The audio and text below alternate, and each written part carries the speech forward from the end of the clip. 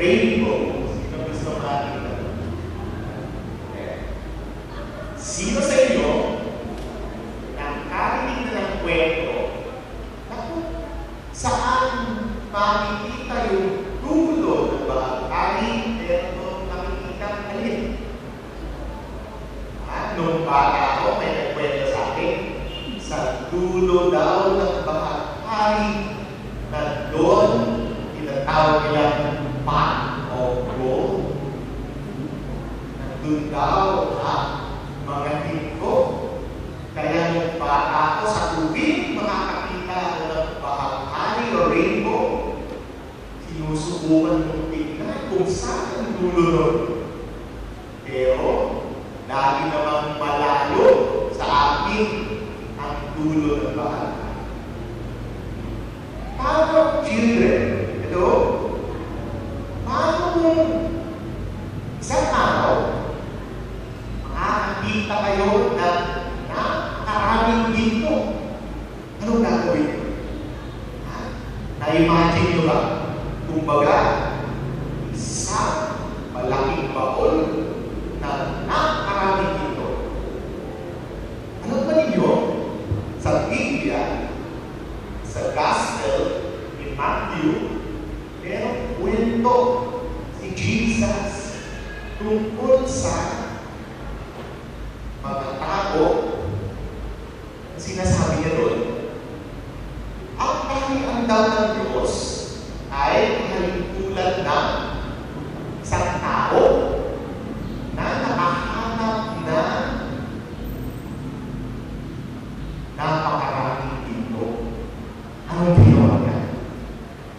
Naku, ibinenta niya lahat ng kanyang pag-aari, ang kanyang mga lupain, ang kanyang bahay, para mabigyan niya yung lugar na kung saan nakita niya ang kayamanan na yun.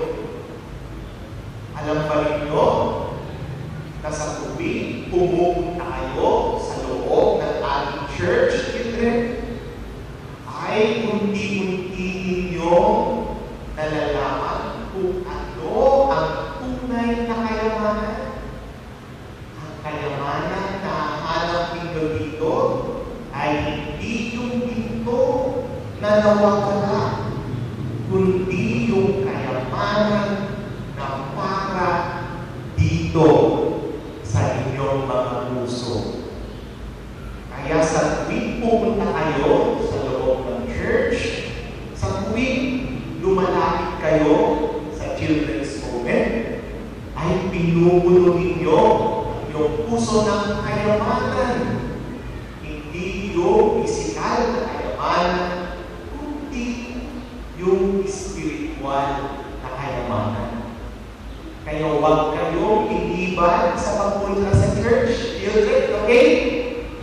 Katalig ko, pupunta kayo sa church, makinig kayo sa mga kwento tungkol kay Jesus at puluin ninyo ang mga puso ninyo ng mga mensahe niya.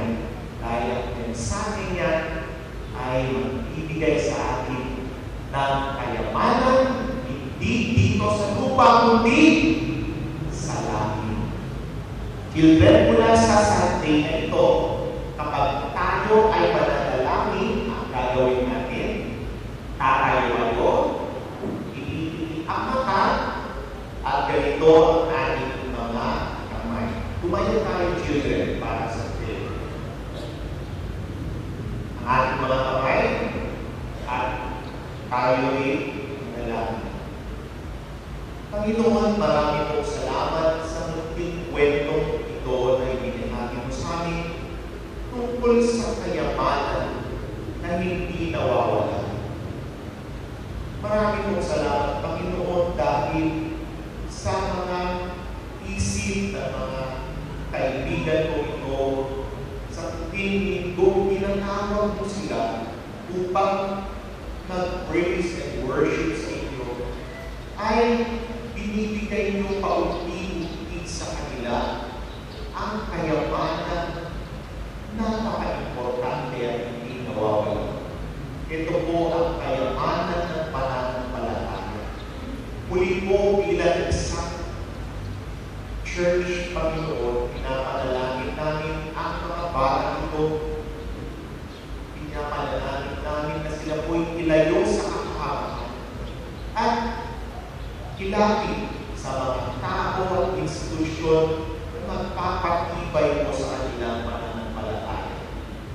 Maraming salamat po sa pagkakataon ito upang maturuan namin sila, upang sila'y lumaki na naaayon sa inyong nais sa kanilang buhay. Sa pangalan po ni Jesus, ito po ang aming dalangin. Amen.